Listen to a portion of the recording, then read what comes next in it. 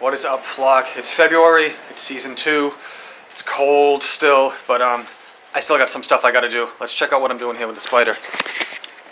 So, as you can see, it's kind of all apart at the moment, sitting here in the garage.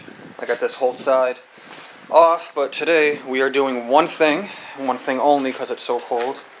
I'm taking off this HMF muffler and putting on this RLS Exhaust Crusher Series. Looks great. Sound clips that I heard online were pretty good. I've been told it's pretty loud, so should be what I'm going for.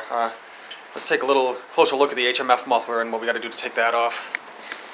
Alright, so here we've only got 2 spring bolts here, and with the bracket I can sneak around here. We got 1 bolt behind there. So this is essentially a 3-bolt operation here to take the HMF, muffler off. So I'm going to do that, then see where we are from there.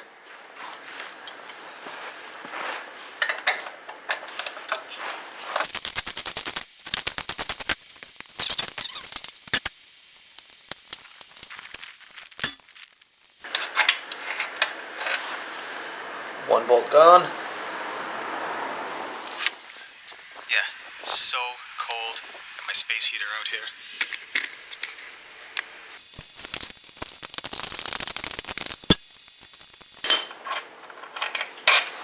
Alright, 2 bolts off.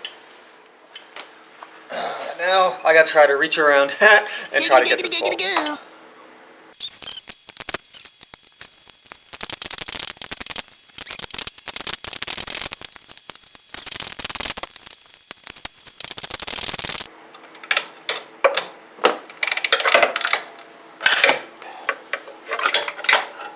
There we go, as it just falls on me.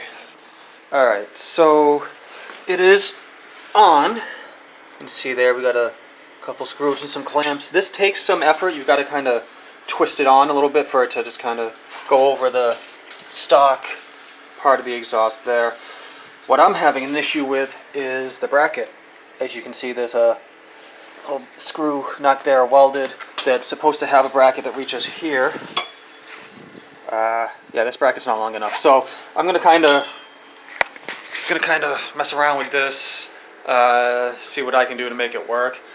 I kind of shook it a little bit. It's stable. I mean, it's not gonna go anywhere, but obviously the weight over time, that's you need a bracket there. So let me see what I can do.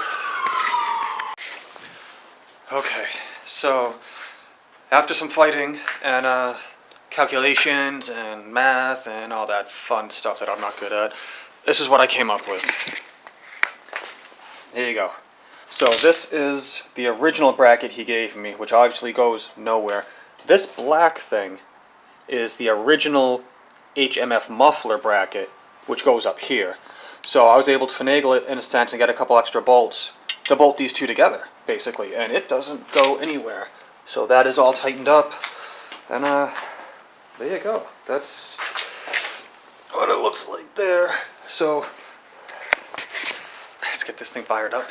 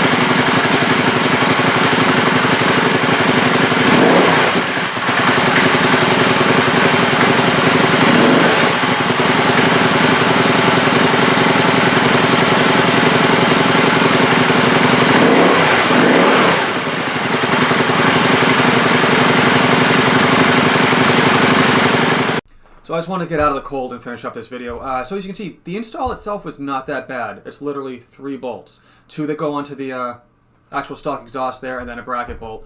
I had to add another one. Just one.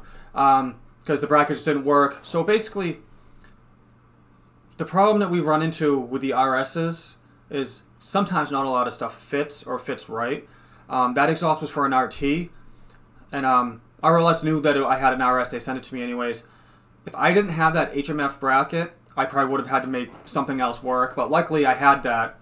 Was able to make that bracket work with the little bracket that RLS sent me. So it is what it is. I mean, for me, that's not anything to downvote on or whatever.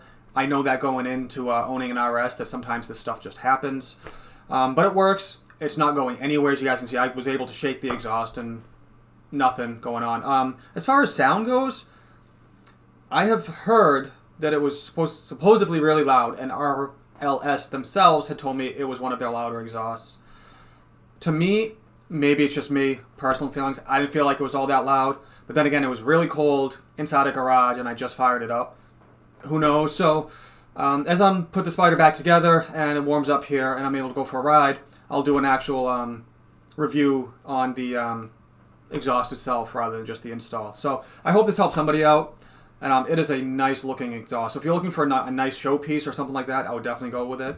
So that being said, again, I hope this helps somebody out. And thanks for watching, and I'll see you guys in the next one.